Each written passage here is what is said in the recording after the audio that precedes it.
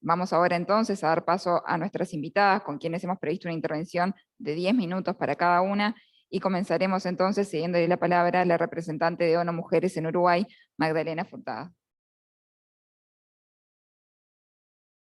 Bueno, hola, ¿se escucha?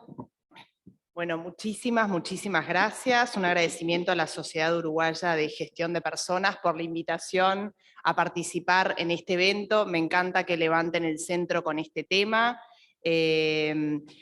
Bueno, yo creo que me perdí algunas partes porque había como algún tema de audio, pero después lo voy a volver a escuchar y me va a interesar. Igual, de todas maneras, tengo algunas cosas para aportar o para complementar esta experiencia de España, y también, por supuesto, dar mi visión o mi reflexión sobre este tema.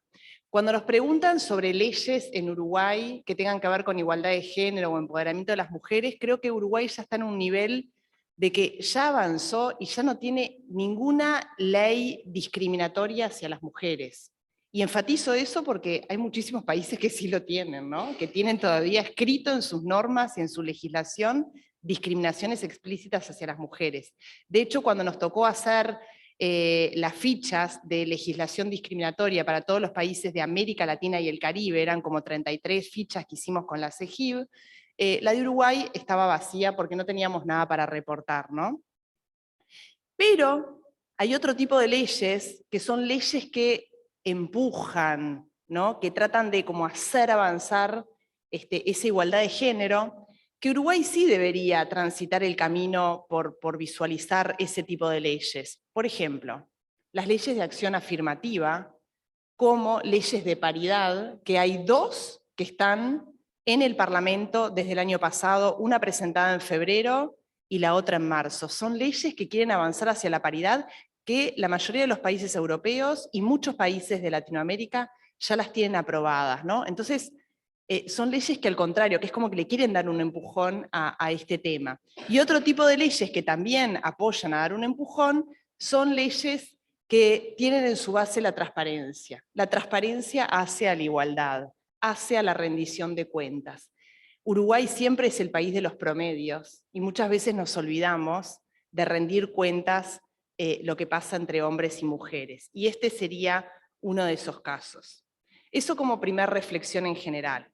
En segundo lugar, quería comentarles esta publicación, Brechas de Género en los Ingresos Laborales en Uruguay. Fue una publicación que hace 2 años hicimos ONU Mujeres con la CEPAL, aquí en Uruguay, y el último capítulo, justamente, si bien el foco de esta publicación es medir las brechas, mostrar que ocurren, independientemente de cómo se midan, ¿no? Porque todavía tenemos gente que niega que estas brechas existen, o sea, las hemos medido por hora, para privados solamente, para todos los trabajadores, mensuales, o sea, no importa cómo la midas, que hay brecha salarial. El último capítulo de este documento se llama Regulación y normativas para mitigar las brechas. ¿Y qué es lo que encontramos? Encontramos justamente que los países más desarrollados habían transitado y había habido un cambio de generación del tipo de leyes que apuntaran a reducir las brechas salariales. Se pasó de leyes genéricas, o sea, leyes que decían queremos la igualdad de remuneraciones, ¿no? A leyes que estaban focalizadas en la transparencia salarial. Y de hecho, les voy a contar, además de lo que comentó la colega de España con la experiencia española, algunos otros ejemplos, y también les voy a decir las fechas para que vean que esta es una movida muy reciente. En Canadá, varias enmiendas de la Ley de Equidad entraron en vigor en abril del 2019 con el objetivo de mejorar el proceso de auditoría de equidad salarial para las empresas. Esta ley otorga a los empleadores la responsabilidad de evaluar y declarar sus avances en equidad salarial. En Reino Unido, la Ley de Equidad, que entró en vigor en 2017, obliga a las entidades públicas y a las empresas con más de 250 empleados a publicar anualmente un informe sobre la brecha salarial de género.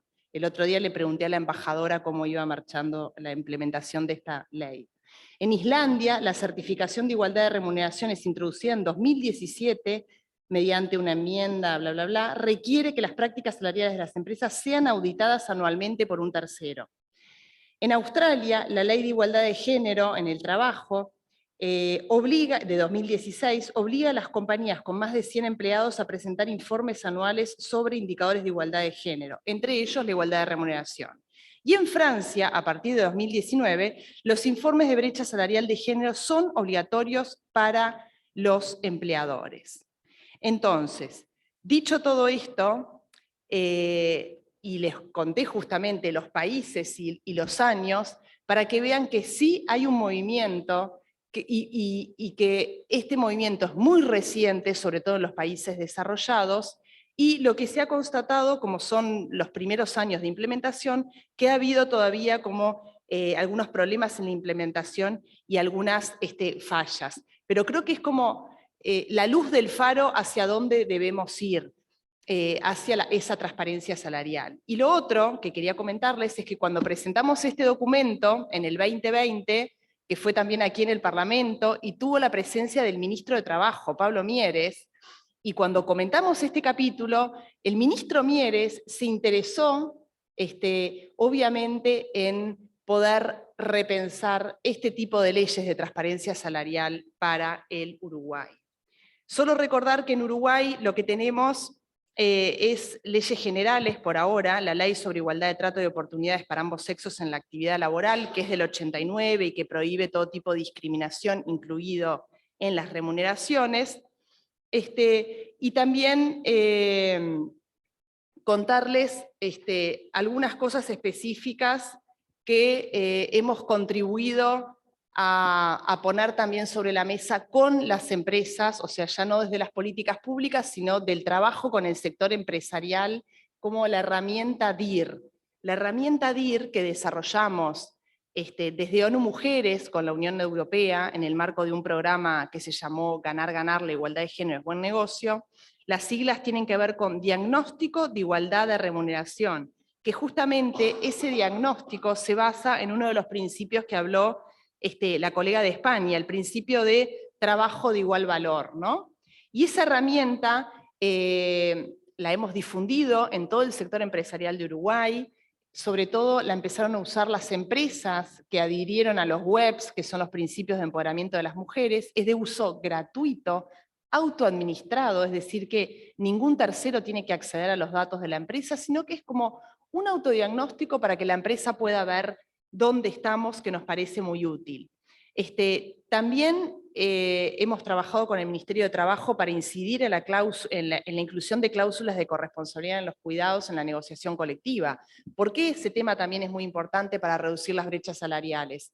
Bueno, hemos hablado siempre de lo que pasa en el sector empresarial, desde empresarios que dicen, bueno, prefiero no contratar mujeres porque a las 5 de la tarde te piden para salir a buscar a los niños al colegio, o todas las cosas que ya conocemos, o prefiero tomar un trabajo que quede cerca de mi casa por el tema de los cuidados. Entonces creo que también hay que trabajar mucho en esas cláusulas en la negociación colectiva, que también contribuyen a disminuir la brecha salarial, y también hay que trabajar mucho en el tema de las licencias por cuidados, porque sabemos que en Uruguay la licencia de medio horario, que es una normativa muy avanzada, solo se la toma el 4% de los hombres, mientras que el 70% son de las mujeres. Y ya termino, porque no sé cómo voy de tiempo. Perfecto. Para terminar, para aplicar una ley de transparencia salarial en Uruguay, seguramente es un avance que puede amortiguar esos efectos directos de las brechas salariales. Pero creemos también que no va a resolver todos los problemas. ¿Y por qué? Y termino con esto. Porque la región, y Uruguay también, tienen mercados laborales altamente segmentados y conviven paralelamente lo formal y lo informal. Y ya sabemos que las mujeres tienen mucha inserción en el sector informal más que los hombres. Y por otro lado hay una segregación ocupacional, que hay ocupaciones más feminizadas, que son las que pagan menos, y sabemos que eso tiene una explicación directa en la brecha salarial. Un ejemplo, la construcción es muy masculinizada y el servicio doméstico muy feminizado. Y si comparamos, tal vez a similar nivel educativo, las remuneraciones, vemos que hay una brecha debido a esa segmentación. Y termino diciendo muchísimas gracias por poner este tema en la agenda para el Uruguay.